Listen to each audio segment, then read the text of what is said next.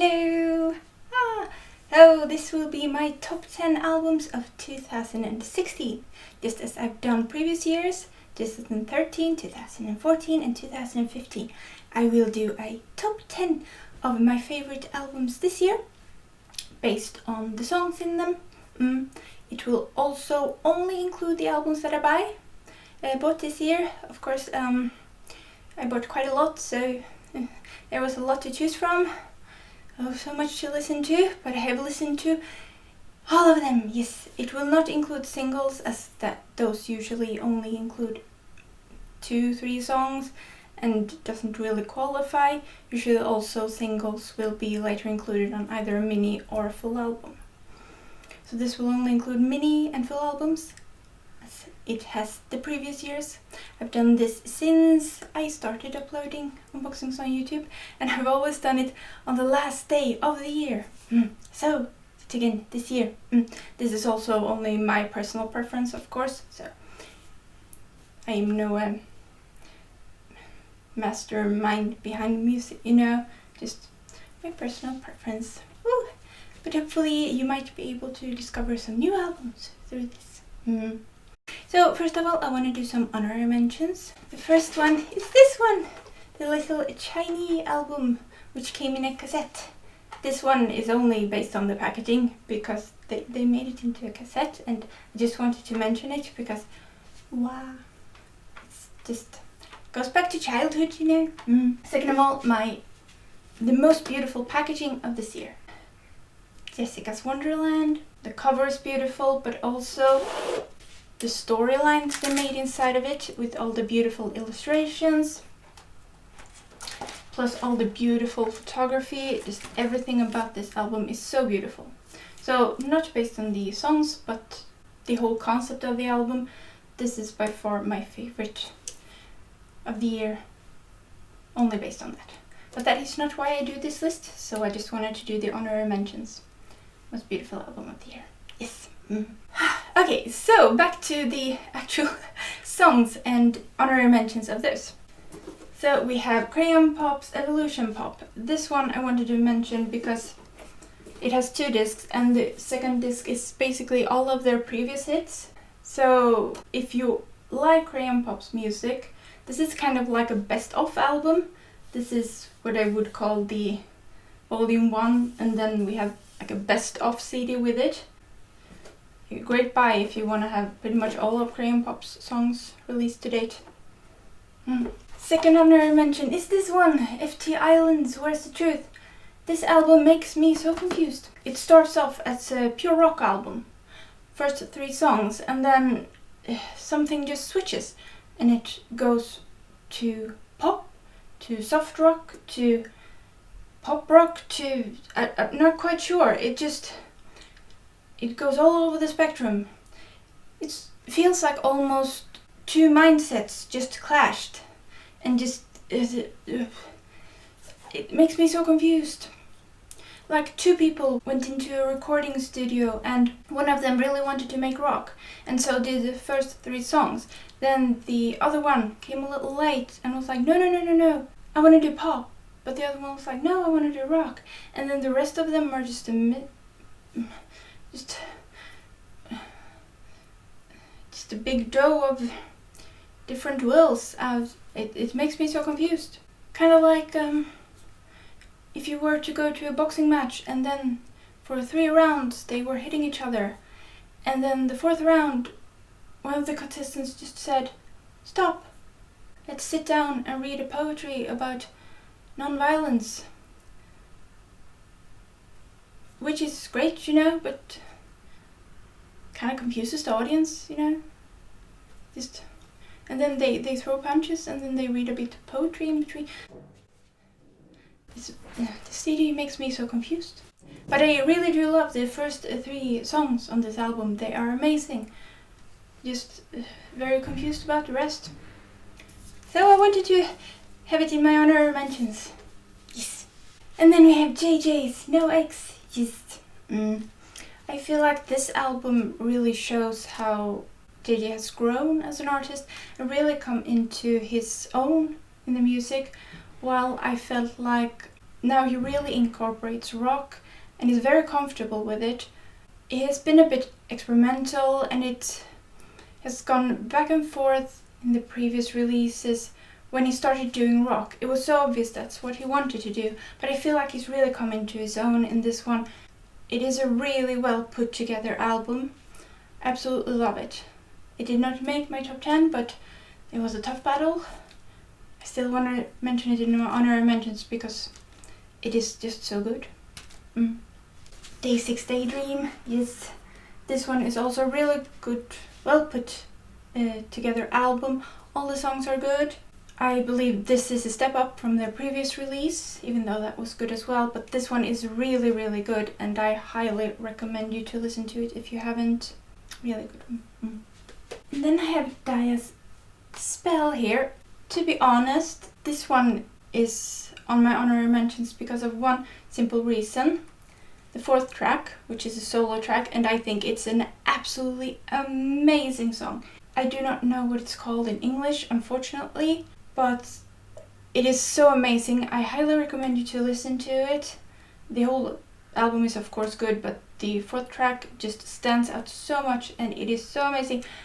I just wanted to include that because wow. Wow. And we have CM Blue is Blooming, which also almost made it into the list, which is an amazingly put together album. All the songs are good. Just like in Day 6 case, all the songs are good. They blend together very good.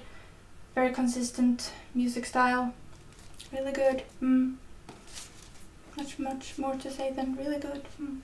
And then I also wanted to mention 2PM's Gentleman's Game, which has the 2nd track here, Uneasy. It is so good. Not sure why this wasn't the title track or the main track, promotional single, but it is so good. This is a really well put together album too, but I just wanted to give a special shout out to track number 2 because it's so good. Then the last of my honorary mentions, which was so close to make it on the list, so close, it is Very Good. Very. All the songs are good on this album. Not much more to say than that. All of them are good. If you like their music style, this will be just a treat for you. Really good. And the last one, which also almost made it onto the list, The Mob. Really good album. The bonus tracks here are good as well, but I feel like the 4 first tracks are really, really good. I really love both of their singles, both Minnow and Bobby's singles. Really good. Okay, so let's go into the top 10 and see which ones actually made it there. Okay, at number 10, and this one fought so hard to be in it. EXID Street. I want to say Exit because it's so much easier to say, but you know. So their album Street. So good. This one has one of my absolute favorite songs this year.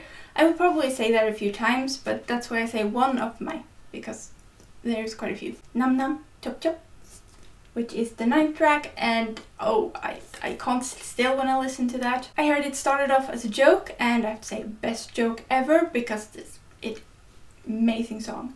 And we also have Cream, Lie, and many more. Only one, many good songs on this, but yeah. Yum yum chop chop. So my jam. Oh, it's so good. This album is amazing from start to finish. There are some songs I'm not but the good songs are so good. That it just had to make the list. No exceptions. This is my number 10. And then at number 9, Monsta X, The Clan Part 1 and Part 2. Yes, I put them all on this list at the same place because it's Part 1 and Part 2 of The Clan.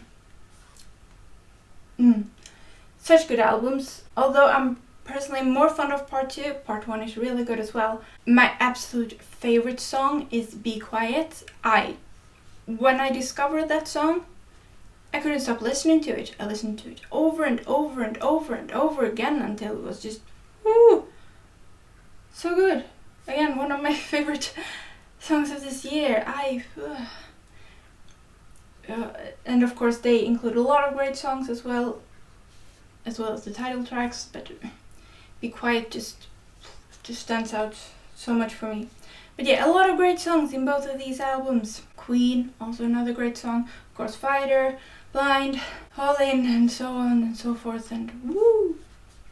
Great albums. But if I had to choose between them, I would choose part 2. But part 1 is so good, Number 9, yes. And then at number 8, of course, Girlfriend or G-Friend, whatever you want to say. This album, from start to finish, just includes good songs. There is not one single bad song on this album. All 6 songs, it is so them. It's best album yet of them. I love this album so much. They have shut up so much on my personal top groups. These girls have just one of my favorite groups now. Definitely worked their way into my top 10, which is impressive considering it wasn't that long ago since they debuted, but they have done so many good songs that yeah. And then the next one, which is a group that have now split. They were also one of my favorite groups. My heart broke a little bit, but you know.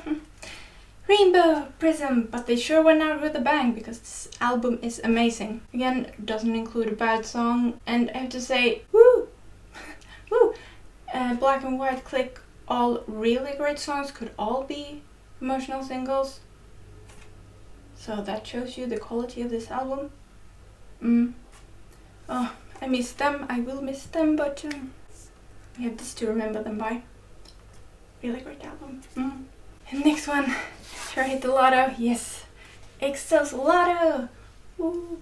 Really, really great album. Both Lotto, Lucky One and Monster are all great albums and really understandable why they were all promotional singles. Then Artificial Love and so on. All of the songs blend really well together. They fit the overall concept of the album. I personally really, really like this album. Wouldn't say there's any bad songs on this. And it's still a full-length album, so not that easy to make that many great songs, but all in all, great album. Don't know what more to say about it. I really love, in the beginning when I heard Lotto, I was like, what, so much, there's so much auto-tune, but then you kind of get used to it, and then you're like, but it fits so perfectly, and you just jam out to it. Yes. And then in 5th place we have Big Bang's Made, which might surprise some a bit because last year, you know which place they were. If you haven't, you can check out last year's. I don't want to ruin it for you if you haven't seen it, but you can see which place this album did take on my list. So it has dropped, which is odd because now it's a full-length album. It's no longer just singles. Or well, I don't know if you could consider like them singles really. They were singles, but they weren't because they included so many songs at the last letter that it was just... But this, as great as it is, the new songs didn't really match up to the previous ones. I mean, I did like Last Dance, but Fuck It and Girlfriend, they were more like filler songs to me personally. So overall, the album is great, but it did take it down a bit for me. But considering it's still number 5 on this list, it just shows you how great it is still, how amazing it is still. Just explaining why it's not higher up. Because, I mean, it includes amazing songs. I mean, Sober, I just can't sit still when I hear that song. It's so good. If You, so amazing. And Bang Bang Bang, still, you know, it's like Fantastic Baby. You'll never get rid of it because it's so good. So good. So, which albums beat Big Bang? In my opinion, of course. This one comes in at 4th place. The Most Beautiful Moment in Life. And she is probably... I don't know, I just love this woman so much. She doesn't release that much, but when she does, it's... I mean, every single song here, it's It's so good. I can't explain how much I love this album. And it is of course a special taste. If you don't like trot, which this is, you might not enjoy this album, but if you do, it is gold. It is pure gold. It's so amazing. Oh, she's so good. So we have come to my top 3. You know, in the beginning, before I went through and listened to all of the albums, if you would have asked me which albums I would have put on this list, I would have probably guessed completely wrong and guessed like 3 of all the albums. The rest were just, you know, when you listen through, I try to be as objective as possible and not be biased towards the artist, even though they might be my favorite artist. If someone else did a better album, they go up. It's very simple like that. But when I listen through and you just discover these golden albums and you're like, oh my gosh, this is so good, so good. So yes, this was what I was doing. So the third top 3 is an album I haven't unboxed yet because I recently just got it. Yay! Six Geese. I have read this name so many times and I read how to pronounce it, and it's still not the easiest name to pronounce. Six Geese. Yeah. Re-album. And this one, it's almost like a best of album, but a remake. It considers so many of their previous hits, but in new remakes or new versions, I should say, and they're all really good. Just starting off with Comeback, you just kind of, when they say move your booty, just kind of want to, oh yeah, woo! You know, it's a great album. The funny thing was, when I listened to all of the albums of the year that I did buy, a lot of albums, some albums blended in with each other because, I don't know, it seems like this year there was a trend to have a lot of filler songs in your albums. Either a guitar or a piano or a violin, like only that, and then perhaps some dripping sounds from a tap, you know, and the voice, and that was it. The songs just blended together, and at one point I hardly knew which album I was listening to because it just sounded so much like the other one. I don't know, did they just blow all the budget on the promotional single and then, oh shit, we need to make another like 10 tracks, and then they just made them all pretty much the same and just, oh no, we can only hire one person to play the guitar, oh yeah, and then we have artists sing. I don't know, it was really odd. I mean, there's nothing wrong with releasing a mini album if you don't have enough material for a full-length album, just saying, or releasing a single, but I don't know. It surprised me so much that there were so many filler songs that sounded so much like the same. I mean, all the artists are great and they lifted up the songs, but you can't solely rely on a voice because, as I said, if the music sounds the same, then they kind of blend together, no matter how great the artist's voice is. Okay, a little rant, I'm sorry. But then, when this one came on, as I listened to them, it was like a gift. I was like, oh, finally a song that, finally an album that doesn't include a lot of fillers. Finally an album where, you know, each song sounds different. Yay! Oh, woo, yay, woo. So this is an amazing album. I highly recommend it. And it's like you're discovering their old songs but in a new version. So almost like a best of album, yet not. Great one. So I've reached top 2, and this album, as I said before, if you had asked me, this album would not have been on the list because I did not realize how great it was until I actually listened the whole way through. 10 Minutes Press It. Oh yeah. This album, I mean, Drip Drop, Press Your Number, good songs, but Soldier, Guess Who, Mystery Lover, Sexuality, they could all have been promotional singles for me. That's how good they are. And personally, I think, for example, Mystery Lover beats out both Drip Drop and Press Your Number. That's just me personally, but this album is so well put together, and it is a full-length album, but the fact that it is number 2 and beat out all of these other albums, just wow! Taemin just made a masterpiece with this one.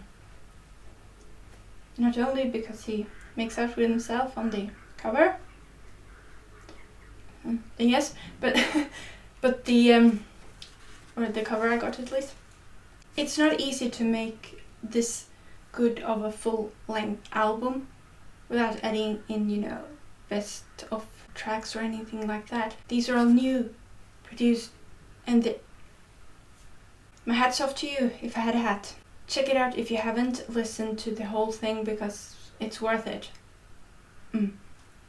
So worth it. And so my number 1, which might not come as a surprise to many of you, because there was no way anything could beat this. BTS Young Forever. This is the first time I've actually put BTS on the top, despite the fact that they are my number 1 and has been so for around 2 years perhaps in K-pop. But this album, nothing beats it. It includes 5 huge huge hits. Run, I Need You, Dope, Fire, and Save Me. Also Save Me is, I've said this a few times already, but one of my absolute favorite tracks of the year, and this one might actually be my absolute favorite in all categories. And then of course all of the filler songs, which are really not fillers because they're all good. I don't know how anything else can beat this. If it was another year, Taemin would have won, yeah. But it's the year of Young Forever, and nothing can beat this album. The fact that Wings wasn't even in this top 10, even though I actually have both the Taiwan and Korean, all the versions, and it still didn't make my top 10. And it is a good album, but the competition was so hard this year. This is such an amazing album. I mean, Save Me breathes life into me. It's air. It's just, yes, it is so amazing. It is so hard to sit still while you just wanna, so great. Oh yeah, so that was everything. This was a great year. It was a great year for music. Yes. And I have to say, I'm really happy I do this every year, because not only can I of course recommend albums to you, but I also force myself to listen to every single album that I bought, every single song. That is why when people ask, do you really listen to all the albums you own? Yes, I listen to every single one, because each year I have to. No, but seriously, it's this makes sure that I don't miss a single song of the albums that I bought. Because normally you would maybe buy a few albums and then you would listen to your favorite tracks, but not always listen fully through the albums. But this makes me do it, and I am so happy about it, because as I said, you find the hidden gems when you do this. This is of course only my personal preference. I always, every year, get the same, why didn't you include this and this and this and this? Because that's your favorite albums, not mine. Every single album that I bought, I do not regret buying this year. I pretty much never regret buying albums, because I buy albums because they're good. But when you buy an album, not always that you listen to all the songs. You might really like the promotional single and really want to support the artist because they made an amazing song. I personally don't buy digital releases, I only buy physical releases. So it's very important for me to buy it when I really like it. But I do highly recommend to listen through all the albums you do buy. Now I know most of you people out there do not buy as many albums as me. I know I'm a bit special in that sense. I also do not buy every single album, which some people are led to believe. I don't know why. I mean, the Korean music industry is so big. I just buy some of the albums released that I like. I do not buy all of them. There is so much more released than I buy. But this is my personal favorite. Also, by the way, when you listen to Monster X album sometimes, don't you kind of, the beat goes a bit sometimes, and you kind of, I feel like a stiff board sometimes when I like dance to them. It's like because I want to move, but the beat goes so odd. I mean, they're great, but kind of hard to dance to, you know. But then again, I probably dance really odd. Maybe it's just me. I don't know. Yes. Alright, thank you so much for watching. This was a long video and I need to edit this one now before I go to New Year party this year. Yay. What did I say? I said thank you for watching, right? Thank you for watching. I do hope you enjoyed. Do let me know your favorites as well. Might be some albums I did not buy that I missed, perhaps. Because this was just my personal preference in songs, of course. That's always how it is. We always have different opinions. Oh. But I will try to stay as objective as I can. Alright. I hope you enjoyed. Thank you for watching. I've said this so many times now. Okay. Bye bye.